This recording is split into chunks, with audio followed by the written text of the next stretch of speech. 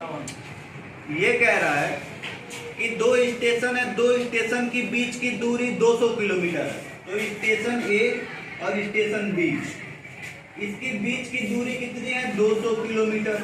इसमें कोई डाउट नहीं, पहला स्टेटमेंट पढ़ने के बाद। अब अगला हम कहते हैं अगर जो एक रेलगाड़ी समान चाल से चलती है तो हमने x मान लिया, x किलोमीटर पर आवर, तब भी डिस्टेंस 200 किलोमीटर ही कवर करेगा।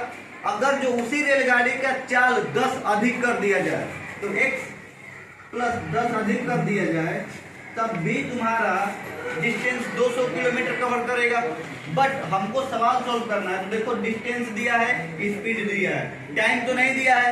हम कहेंगे टाइम 200 बटा x। अगला पहले के लिए जब x के चाल से चलती है तो कुछ ना कुछ समय लेती है, जब चाल में 10 बढ़ा दिया जाए तो कुछ ना कुछ समय लेगी। तो 200 बट्टा x प्लस 10। आगे सवाल में कह रहा था कि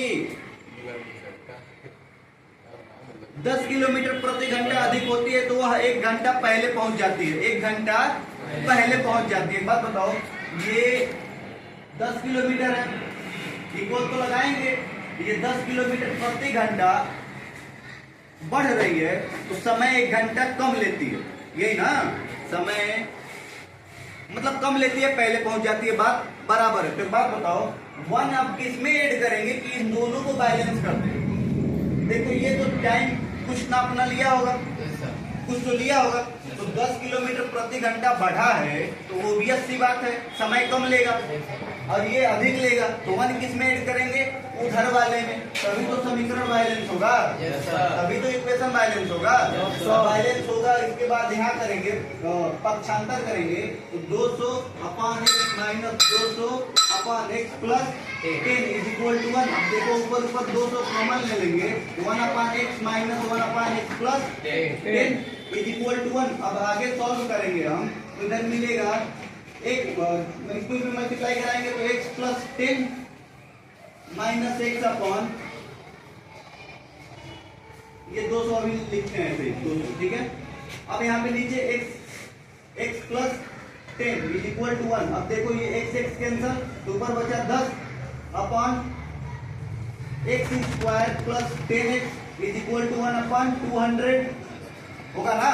अब मल्टीप्लाई करेंगे तो 2000 is equal to X square plus 10x, एक तरफ ले जाएंगे तो X square plus 10x minus 2000 is equal to 0, यानी कि 2000 को ऐसे दो हिस्सों में तोड़ना है कि 10 मिले तो 50 और 40, तो X square plus 50x minus 40x minus 2000 is equal to 0। अब x कॉमन लेंगे यहाँ से तो x प्लस 50 होगा ना। अब यहाँ से क्या कॉमन लेंगे? माइनस 40 कॉमन लेंगे तो x plus 50 is equal to 0। अब अगले बक्से में x प्लस 50 कॉमन लेंगे और x minus 40 is equal to 0। अब देखो दोनों को इक्वल दिखाएंगे तो x is equal to minus 50 होगा और अगला होगा x is equal to 40। Answer हमारा 40 होगा। क्यों?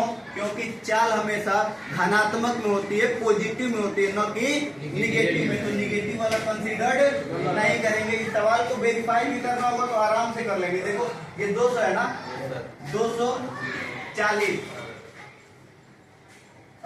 माइनस है, minus 200 upon 50 is equal to 1 आना चाहिए। अगर इसमें डायरेक्ट पुट करना है तो 1 आना चाहिए। देखो क्या होगा, कटेगा 0 0, ये कितना होगा 5, ये 0 0, ये कितना होगा 4, 5 माइनस 4 इज इक्वल टू 1, तो 1 इज इक्वल टू 1। इसमें भी पुट करते हैं तो हमारा आंसर आ जाता। देखो इसमें करेंगे तो 200 upon 40 is equal to 200 upon 50 होगा ना प्लस 1। अब देखो 0 0, ये कितना आ गया 5, ये कितना 0 0 कैंसल तो ये कितना आ गया 4, तो 5 इज इक्वल टू 4 प्लस 1, तो 5 इज इक्वल टू 5।